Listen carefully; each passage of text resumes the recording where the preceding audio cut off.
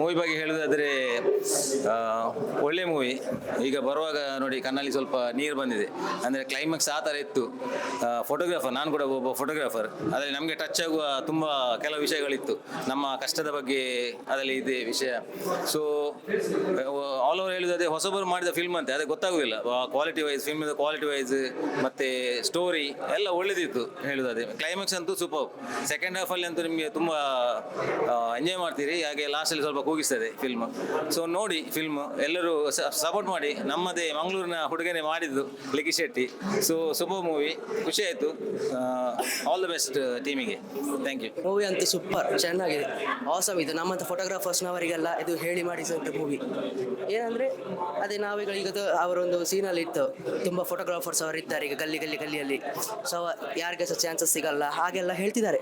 So ನಾವು ನಮ್ಮಂಥ ಫೋಟೋಗ್ರಾಫರ್ಸ್ಗೆ chance ಸಿಗಬೇಕಾದ್ರೆ ಎಲ್ಲರೂ ಸಹ ಸಪೋರ್ಟ್ ಮಾಡಬೇಕು.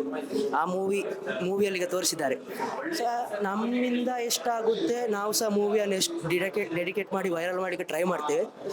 ನಾನು ಹೇಳುವ ಪ್ರಕಾರ ಮೂವಿ ಸೂಪರ್ ಆಗಿದೆ, ಸೂಪರ್ ಆಸಮ್. ನಾನೇ ಫುಲ್ ಮೀಲ್ಸ್ ಅನ್ನುವ ಒಂದು ವಿಶೇಷ ವಿಭಿನ್ನವಾದ ಒಂದು ಚಲನಚಿತ್ರ ನೋಡಿ ಬಂದಿದ್ದೇವೆ. ಬಹುಶಃ ಈ ಚಿತ್ರ ನಮಗೆ ವಿಶೇಷತೆ ಯಾಕಂತ ಹೇಳಿದ್ರೆ, ನಾವು ವೃತ್ತಿಪರ ಫೋಟೋಗ್ರಾಫರ್ಸ್, ಒಬ್ಬ ಛಾಯಾಗ್ರಾಹಕನ ಅವನು ಪಡುವಂಥ ಕಷ್ಟ ಇರ್ಬೋದು, ಅವನು ಜೀವನದಲ್ಲಿ ಸಾಧಿಸುವಂಥ ಛಲ ಇರ್ಬೋದು, ಏನಾದರೂ ಒಂದು ಸಾಧಿಸಬೇಕಂತ ಹೇಳಿದ್ರೆ ಒಂದು ಕನಸು ಇರಬೇಕು. ಆ ಕನಸನ್ನು ಕಟ್ಕೊಂಡು ಬಂದಿರುವಂಥ ಒಬ್ಬ ಫೋಟೋಗ್ರಾಫರ್ಸರ ಕತೆ ಈ ಒಂದು ಫುಲ್ ಮೀಲ್ಸ್ ಅನ್ನುವ ಒಂದು ಚಿತ್ರದಲ್ಲಿದೆ. ನಾನು ಫೋಟೋಗ್ರಾಫರ್ ಕಳೆದ 22 ವರ್ಷಗಳಿಂದ ಕೆಲಸ ಮಾಡ್ತಾ ಇದ್ದೀನಿ. ಸೊ ವೈರಲ್ ಮಾಡಬೇಡಿ. ಒಂದು ಮೂವಿ ಅಂತ ಹೇಳ್ಬೇಕಾದ್ರೆ ಅದರಲ್ಲಿ ಎಲ್ಲರೂ ಬರ್ತಾರೆ, ವಕೀಲರು ಬರ್ತಾರೆ, ಅರ್ಚಕರು ಬರ್ತಾರೆ, ಅಥವಾ ಆಟೋ ಡ್ರೈವರ್ಸ್ ಬರ್ತಾರೆ, ಎಲ್ಲರೂ ಬರ್ತಾರೆ.